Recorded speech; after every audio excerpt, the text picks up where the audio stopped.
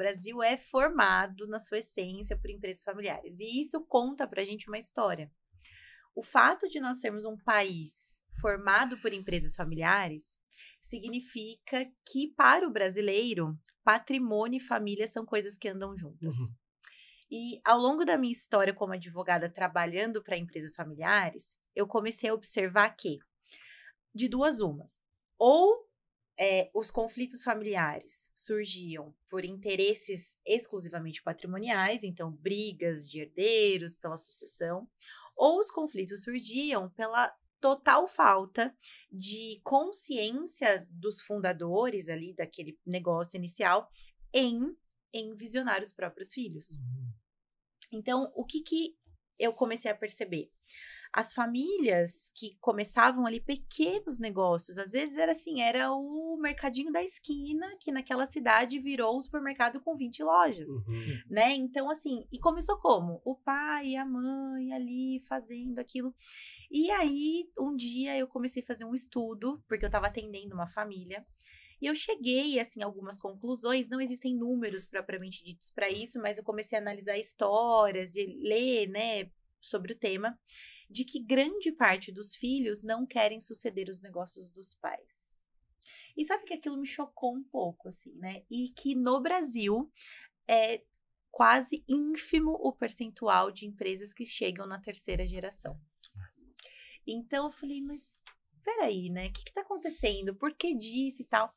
E aí, quando eu comecei a olhar, assim, as entrelinhas disso tudo, eu comecei a chegar na raiz de que os filhos não entendiam o valor do trabalho dos pais. Então, trabalho era essencialmente igual a ganhar dinheiro. E as famílias que conseguiam incutir de que essa lógica não é 100% verdadeira e que esse resultado financeiro ele é só uma consequência do propósito da família em fazer aquele negócio, isso muda a regra do jogo. Isso muda para onde essa nova geração vai se direcionar. Então, quando você observa, e aí eu comecei a estudar a família do Silvio Santos, que grande parte das filhas estão, né, ali, enfim, Patrícia Bravanel assumindo o grupo com as irmãs e tal, e ela deu uma vez uma entrevista dizendo isso, que o pai dela deixou para ela, especialmente, esse senso de propósito de manter a empresa, e ela disse, né, que o SBT vai ser muito maior agora do que o pai dela deixou, porque elas foram, elas estão com esse propósito de manter esse legado. Então, eu percebo que nessa questão de sucessão, para nós que temos filhos pequenos, o que eu tento, pelo menos com os meus filhos, é que eles identifiquem assim: a mamãe não sai de casa para ganhar dinheiro. Esse resultado, ele acontece. Se a gente pode viajar, comprar determinadas coisas e agradá-los materialmente, é porque existe um esforço para isso. Mas, essencialmente, eu não saio de casa para ganhar dinheiro. Eu saio de casa porque eles entendem que o meu propósito é o que eu faço, a minha advocacia, o escritório, as pessoas que eu atendo, as famílias que eu atendo. Quando eu saio de casa, eu tenho um propósito para isso. Então, acho que incutir isso nessas gerações é mais importante do que mostrar para eles que é muito legal ser empresário, porque tem dores, né? Então, tem muitas dores envolvidas nisso. E aí, eles estão dispostos a pagar esse preço. Mas quando a gente, desde pequeno, começa a colocar para eles o valor disso, mas eu falo, né, não o valor econômico, mas o valor como princípios, aquilo que a gente tem como missão, visão, valores. Esse, para mim, é o ponto crucial. Eu tenho clientes hoje que os filhos, eles abominam a história dos pais, sob o ponto de vista, assim, eu não quero jamais fazer o que meu pai faz. Isso é muito comum. Eu não quero. Vende essa empresa, vende. Por isso que o ambiente de M&A hoje, ele é tão pujante. Porque você tá numa geração de baby movers que criaram essas empresas e que agora eles vão passar para quem? Quantos casos eu atendo de assim, doutora, eu não tenho sucessão. Não tenho para quem deixar, eu vou vender. Ou eu vou profissionalizar, né, antes e tal, ou eu já vou vender porque eu não tenho sucessão. E a pessoa tem filhos, tem netos. E se você vai olhar lá na família, na essência, essas crianças nunca foram visionadas sobre o propósito desses pais e desses avós. A equação era: a minha família enriqueceu, porque os meus avós e meus pais tinham lá uma fábrica.